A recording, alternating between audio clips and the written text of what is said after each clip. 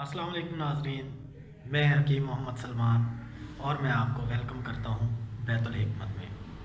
आज हम बात करेंगे मर्दों के एक इंतहाई पेचीदा और परेशान कुन मर्ज़ पर, जिसको तिब में कसरत एहतलाम के नाम के साथ याद किया जाता है। हदीस पाक का मफ़हूम है कि जिसने एक इंसान की जान बचाई, गोया उसने पूरी इंसानियत की जान बचाई। तो बैतुल हिकमत का आपको तारुफ़ करवाता चलूँ कि बैतुल हिकमत गुज़श्ता कई नस्लों से बिला इम्तियाज़ नस्ल व रंग और अमीरी और गरीबी तमाम इंसानियत की खिदमत करता चला आ रहा है, और इंसानियत की फ़लाह व बहबूद और खुशहाली और सेहत व तंदुरुस्ती ही बैतुल हिकमत का मकसद है। तो नाज़रीन, आते हैं अपने असल मौज़ू की तरफ, जिस पर आज हमने बात करनी है। तो इस मर्ज़ को तिब में कसरत एहतलाम के नाम से याद किया जाता है, और इसके मुख्तलिफ़ नाम हैं जिन नामों के साथ इसको मुख्तलिफ़ लोग जानते हैं, जिसको नाइट डिस्चार्ज भी कहते हैं, बदख्वाबी भी कहते हैं, रात को सोते हुए कपड़ों का ख़राब हो जाना भी कहते हैं। तो नाज़रीन, इसकी अलामात क्या होती हैं? इसकी अलामात में सबसे अहम चीज़ यही होती है कि एक रात में यानी हर रोज़ एक बार एहतलाम हो जाना, या एक रात में दो दो बार भी हो जाना, जबकि मर्ज़ की शिद्दत की सूरत में एक रात में तीन तीन बार, और इवन के जब आप दिन में भी सोए हुए होते हैं तब भी एहतलाम हो जाता है। ये इसकी अलामात में शामिल है। पेशाब मरीज़ को हमेशा जल कर आया करता है, कमर में दर्द रहता है, सुस्ती और काहिली होती है, तबीयत उतनी एक्टिव नहीं होती जितना कि उसको होना चाहिए, जल्दी थकान महसूस करता है। नाज़रीन, किसी भी मर्ज़ का जो असल वजह होती है, जब तक उसको फाइंड आउट करके उसको रिज़ॉल्व ना किया जाए तब तक कोई भी मामला हल नहीं होता। तो इसकी असल जो होता है वो इसके असबाब में इसका राज छुपा हुआ होता है कि कहाँ पर आके मरीज़ को मसला आ रहा है। तो इसके असबाब मुख्तलिफ हो सकते हैं, जिसमें सबसे अहम जो चीज़ होती है वो ये है कि मरीज़ जो होता है वो फासिद और आशिकाना ख़यालात का मालिक होता है। वो अपने ख़यालात को हमेशा बुराई की तरफ माइल रखता है। दूसरी चीज़ जो फ़िज़िकली इसकी वजह होती है वो ये होती है कि बैरूनी और अंदरूनी तौर पर दो मसाइल सरअंजाम होते हैं। पहला ये कि आपकी क़ुव्वत मास का इंतहाई कमज़ोर हो जाती है। क़ुव्वत मास का हम उस ताकत को कहते हैं जो अंदर मादा मनी या सीमेन को रोक करके रखती है। दूसरी तरफ ये होता है कि बाहर से अज़ूए तनासुल जो होता है उसकी सेंसिटिविटी बहुत ज़्यादा बढ़ जाती है, यानी उसकी एक्साइटमेंट इतनी बढ़ जाती है कि वो बहुत जल्द अंदर पैगाम भेज देता है कि सीमेन को बाहर भेज दिया जाए, जबकि होना इसके उलट चाहिए। यानी अज़ूए तनासुल की हिस्स कम से कम होनी चाहिए और क़ुव्वत मास का अपने पीक पर होनी चाहिए, तो तब जो है मामला ठीक रहते हैं। तो आते हैं इसके इलाज की तरफ कि इसका इलाज कैसे होगा। इसके इलाज में सबसे पहली चीज़ तो ये होगी कि असबाब को ख़त्म करने की कोशिश करें। अगर आपको कब्ज़ रहती है तो कब्ज़ ना होने दें। अगर आपका हाज़मा दुरुस्त नहीं है तो अपने हज़म की तरफ तवज्जो दें। अगर आपको पेशाब जल करके आता है तो आप ठंडी अशिया का इस्तेमाल करें, आप ठंडे मशरूबात का इस्तेमाल करें, लस्सी का इस्तेमाल करें और फ्रेश जूसेस का इस्तेमाल करें। डब्बे वाले जूसेस किसी काम के नहीं होते। उनको जो आपके असबाब हैं उनको रिमूव करने की कोशिश करें, अपनी ग़ज़ा में तब्दीली लाने की कोशिश करें। ठीक है, फिर उसके बाद आप ग़ज़ा में क्या करेंगे? ग़ज़ा अपनी चेक करें कि आप फ़ास्ट फूड का इस्तेमाल तो नहीं करते, आप चाय कॉफ़ी का बहुत ज़्यादा इस्तेमाल तो नहीं करते।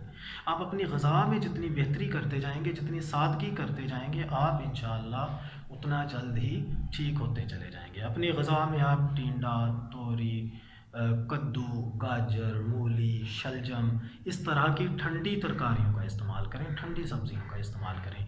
दालों में से दाल मूंग का इस्तेमाल करें, दाल माश का इस्तेमाल भी कर सकते हैं, लेकिन कम मिकदार में इस्तेमाल करें।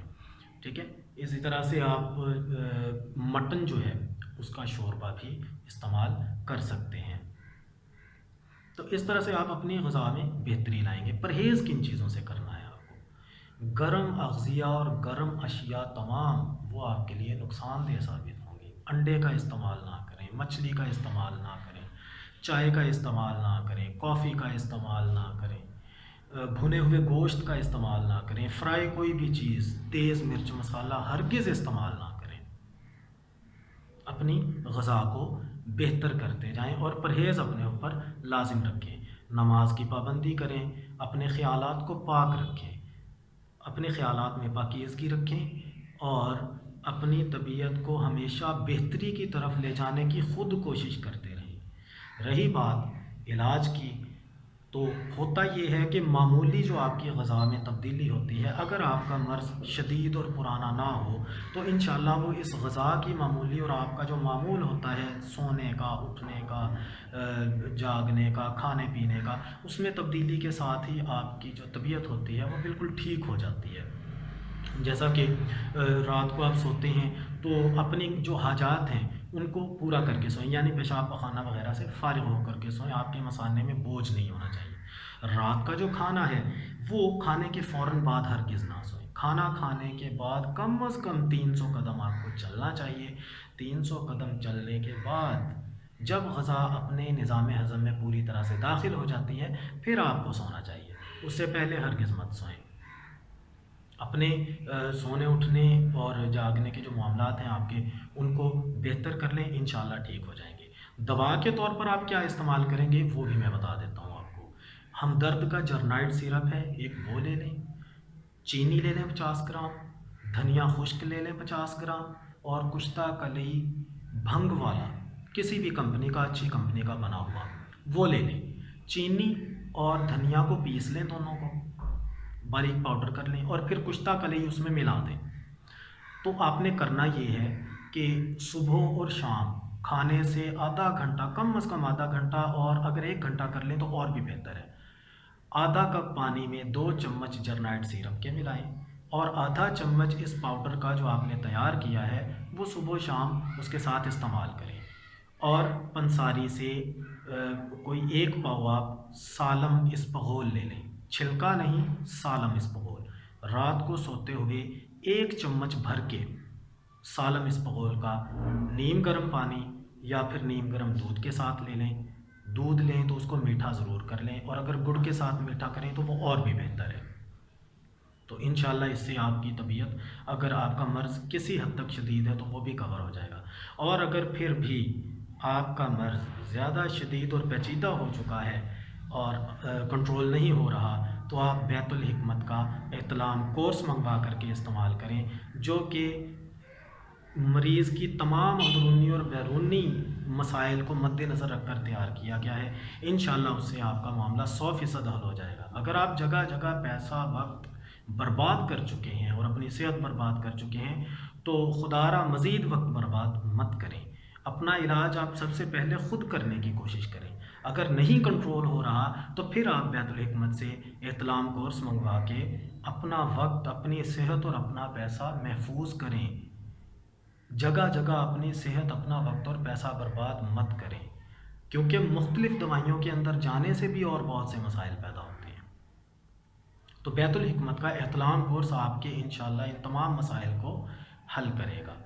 तो नाज़रीन, मेरी इस वीडियो को लाइक बेशक ना करें, लेकिन इस चैनल को सब्सक्राइब ज़रूर करें ताकि आइंदा जितनी भी इंफॉर्मेशन मुख्तलिफ़ अमराज़ के ऊपर शेयर की जाए वो आपको मिल सके, आपके नॉलेज में इजाफ़ा हो सके और आप किसी और को भी बता सकें। और प्लीज़ इस मेरी वीडियो को दूसरे लोगों तक ज़रूर पहुंचाएं, दूसरे लोगों के साथ शेयर करें, क्योंकि हो सकता है कि किसी और इंसान की सेहत और शिफा अल्लाह ताला ने आपके ज़रिए से लिखी हो, आप उसकी सेहत और शिफा का ज़रिया बन जाएं। यानी ये वीडियो हो सकता है आपके काम की ना हो, लेकिन दुनिया भर में बहुत सारी इंसानियत है जो परेशान है, तो किसी के भी ये वीडियो काम आ सकती है। आप इस वीडियो को ज़रूर सदका जारिया समझकर शेयर करें और आगे से आगे पहुंचाते चले जाएं, क्योंकि फिर वही बात कि हदीस पाक का मफ़हूम कि जिसने एक जान बचाई गोया उसने पूरी की पूरी इंसानियत बचाई। तो हो सकता है कि उस एक जान को बचाने का ज़रिया अल्लाह ताला ने आपके नसीब में लिखा हुआ हो,